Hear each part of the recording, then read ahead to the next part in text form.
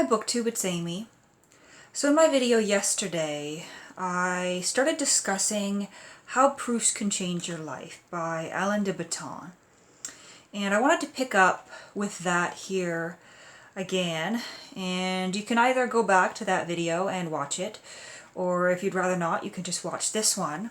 I'll briefly recap what this book is.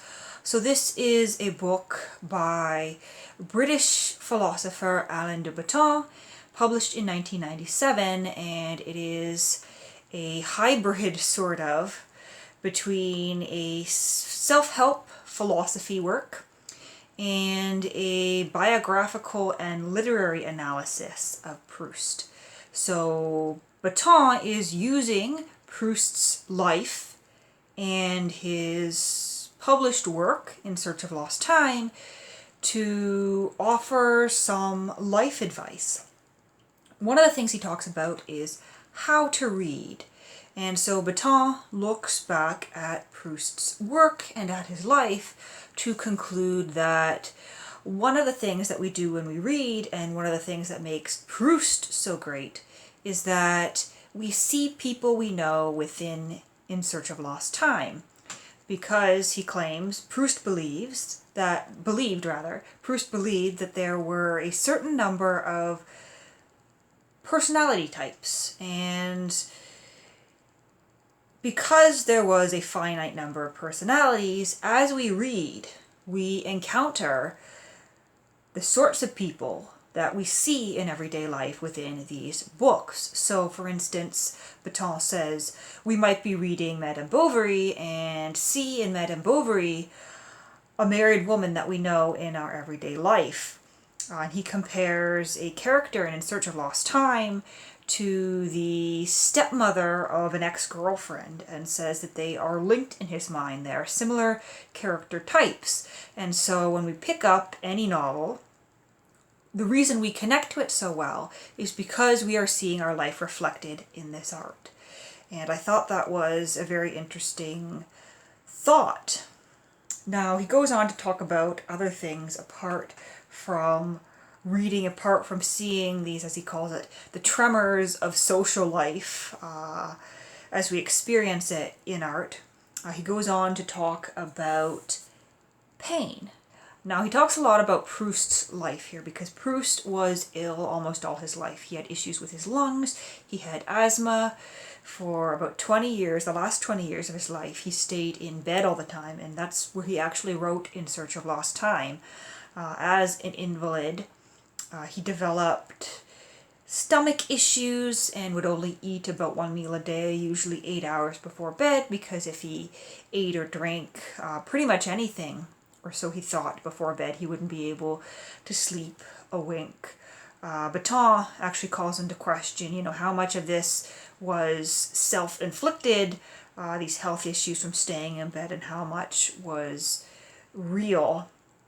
He had a complex relationship with his mother. Botton suggests that Proust believed that his mother in some ways preferred him as an invalid. And so Proust knew pain, and he reflects this in his work, says Botton. The narrator in Search of Lost Time goes through a lot of pain, especially in relation to romance. And it's through this pain that the narrator learns things, and so Botton suggests that it was through pain in Proust's life, physical pain, illness, that Proust learned things. And so he is suggesting that, based on what was reflected in Proust's text, we can take away from this that when faced with pain, we have two choices. We can react badly to it, and Botton actually comes out with specific examples here of characters reacting badly to pain. I'll look at my notes here. Françoise, she finds it difficult to admit that she does not know something, and so she goes about in purposeful ignorance. She's handling her pain, in this case pain would be her embarrassment of not knowing, badly.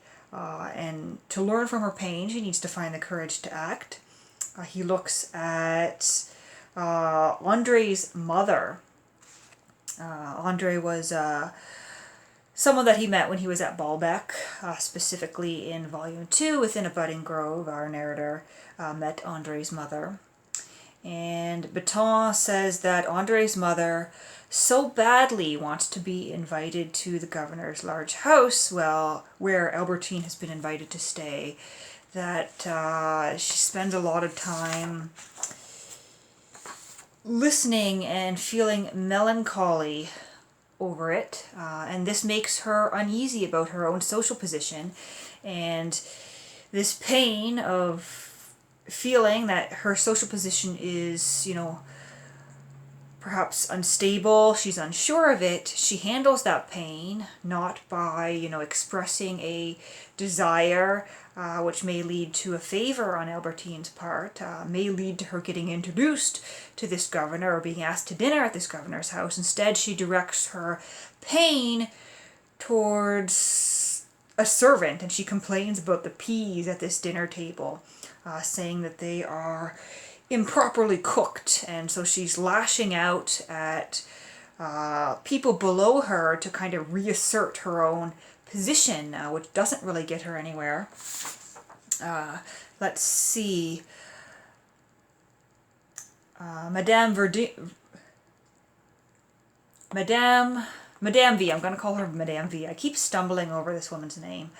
But she, in the novel, is, she's failed to move into the elevated society. And so, despite her jealousy, she handles this by declaring that anyone who doesn't want to know her, who doesn't invite her, well, it's not because they're not inviting her that she's not going. She's not going. She doesn't wish to know them. They're a bore. And so anywhere she can't go, anything she can't do, anyone she can't meet, she's not doing it because, it's boring. And that's how she handles her pain. Rather than, as Beton suggests, if she could learn to make light of her frustration, throw out some jokes, it may lead to people in her social circle like Swan eventually realizing her desire and inviting her and getting her introduced to this higher society. Whereas the way that she's reacting now by declaring that she doesn't want to know them, no one's ever going to invite her. She's never going to realize her desire because she's reacting to this pain in a way that makes it appear as though she is rejecting what she really wants. So I found that quite interesting. Beton's conclusions about Proust and his philosophy towards pain. So I found that interesting. And then he talks, Beton, about friendship. Now this was unexpected because I expected that Proust would be, pretty big on friendship. And I've lost my page here. Oh my goodness. Here we go. How to be a good friend. So Beton talks about many people who knew Proust. People who knew Proust described him as a very generous person, as someone who would, go above and beyond to maintain friendship. He was always interested not in talking about himself, but in talking about what the person that he was sitting with would want to talk about. So if you met Proust and you liked racing, he would talk to you for maybe a half hour, an hour about racing, about race horses. And so everyone would walk away thinking that he was the most pleasant person. He would buy them dinner. He was really, really eager to please. And so you would assume, based on the evidence in his personal life, that he highly valued friendship. But Beton argues from, other evidence in his letters and from the text of In Search of Lost Time that in fact he didn't put a whole lot of value in friendship. He recounts an instance of Proust meeting Joyce, and all he had to say to him was a little bit of small talk. They said no, no, no to each other, and then sat in silence. And Breton rationalizes this meeting, the lack of success in this meeting, as Proust's desire or lack of desire to know Joyce, because he felt that he could really get nothing out of a friendship with Joyce. He was more interested in the art than in the person. And I talked about this a bit when I was reading Within a Budding Grove, that the narrator in that portion of the novel doesn't really seem that interested in having a conversation with his friend Saint-Loup. And I interpreted that as, a lack of interest, a boredom in this friendship. But Breton pulls on instances like that to suggest that Proust's philosophy was that nothing of artistic importance could possibly happen in conversation. Conversation is not like art. In art, when you're writing, you can revise as many times as you want. You can rewrite, rephrase. In a conversation, you can't find perfection. You can only revise what you've said so much before the person you're in conversation with is driven absolutely crazy.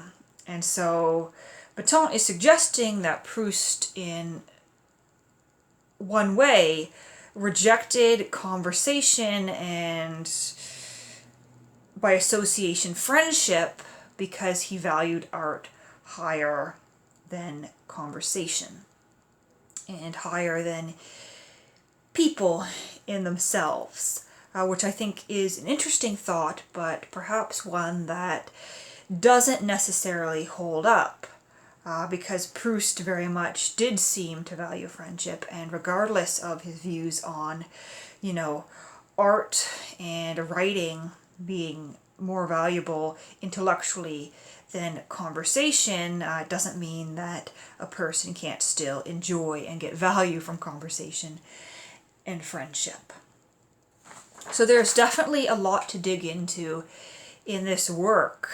He talks about food as well, food in Search of Lost Time, the role that food plays. He talks about Proust's sexuality. He talks about expressing emotions. So I think if you're at all interested in reading more about Proust, if you've already read In Search of Lost Time, this might be an interesting one for you to pick up. I think it would be a fairly easy read. I mean, I listened to it on audiobook, and it took me 24 hours or so. Not straight through. I listened to it within about 24 hours, but I think it's about 7 or 8 hours of audio.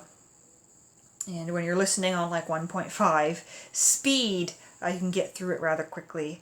But it's not a heavy read. It's easily accessible, and I really enjoyed it. It's given me some things to think about. I wouldn't say it's the most, authoritative secondary source to be reading on Proust. I've got some other biographies and literary texts that I want to dig into, but I thought as, a starter secondary text, this was a good place to start.